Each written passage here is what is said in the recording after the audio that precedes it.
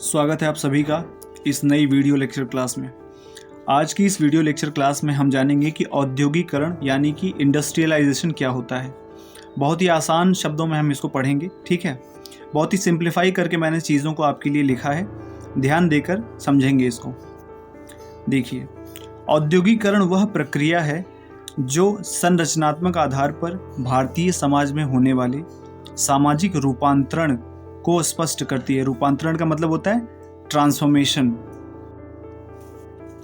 तो रूपांतरण का मतलब होता है ट्रांसफॉर्मेशन यानी कि ट्रांसफॉर्म होना, ठीक है। इसके बाद हम देखेंगे आगे। इसका तात्पर्य एक ऐसी दशा से है। किसका तात्पर्य? औद्योगिकरण का तात्पर्य।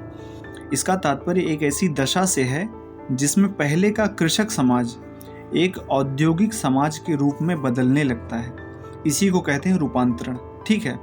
तो औद्योगिकरण एक ऐसी प्रक्रिया है जो संरचनात्मक आधार पर भारतीय समाज में होने वाले सामाजिक रूपांतरण को स्पष्ट करती है। देखिए, ये हम औद्योगिकरण जो है भारतीय समाज के संदर्भ में हम इसको पढ़ रहे हैं, ठीक है। आगे ध्यान देंगे। अगला पॉइंट देखिए, चीज़ों को बहुत ही ज़्यादा सिंप्लीफाई करके लिखा गया है ताकि आपको आसानी से समझ में आए, ठीक है। आगे देखेंगे।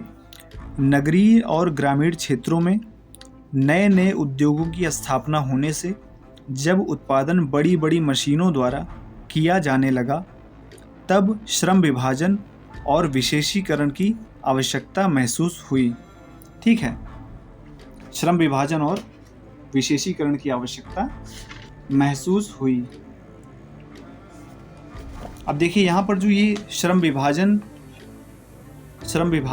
और विशेषीकरण ये जो आया है, इसका मतलब आप समझ लीजिए।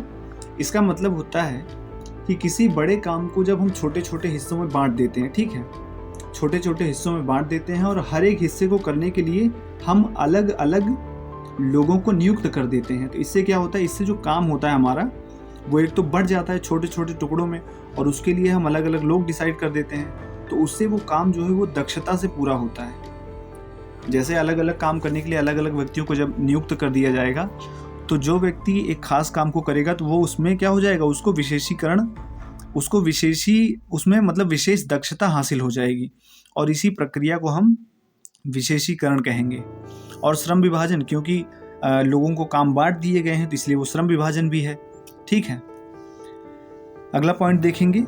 इससे कुटीर और छोटे उद्योगों में लगे हुए कारीगर बेरोजगार होकर, ठीक है, बेरोजगार, यहाँ पर एक पॉइंट लिखना है मुझे, चलिए यहाँ मैं लिख देता हूँ, बेरोजगार होकर नगरों की ओर बढ़ने लगे, ठीक है। अब आइए आगे देखते हैं।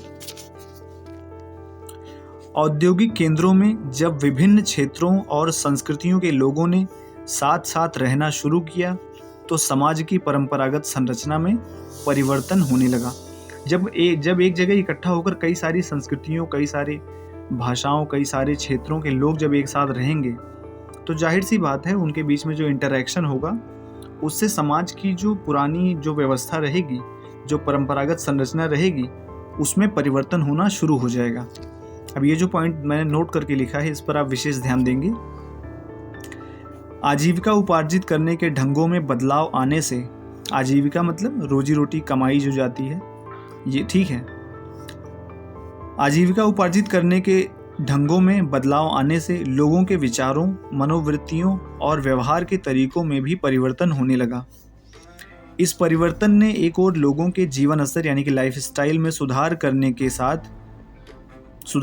साथ उनमें एक नई सामाजिक चेतना, सोशल कॉन्शियसनेस पैदा की। तो दूसरी ओर समाज में अनेक नई समस्याएं भी पैदा होने लगी। देखिए, ऐसा नहीं था कि औद्योगिकरण जब हुआ तो सिर्फ और सिर्फ लोगों का जीवन स्तर सुधरा ही। तमाम ऐसी समस्याएं, जैसे प्रदूषण की समस्या बहुत ज़्यादा बढ़ी, आगे चलकर बेरोजगारी भी बढ़ी, ठीक है, और भी तमाम तरीके की समस्याएं समाज में पैदा हुई। आखिरी पॉइंट ध्यान देंगे। इस प्रकार हम देखते हैं कि भारतीय समाज में परिवर्तन लाने में औद्योगिकरण ने एक महत्वपूर्ण भूमिका निभाई। तो ये था औद्योगिकरण के बारे में। आई होप आपको ये वीडियो पसंद आया होगा। वीडियो के बारे में जो भी आपके विचार हों वो आप कमेंट करके बताइएगा, और ऐसी वीडियो देखने के लिए चैनल को सब्सक्राइब कीजिए, चैनल पर बने रहिए। मिलते हैं नेक्स्ट वीडियो में।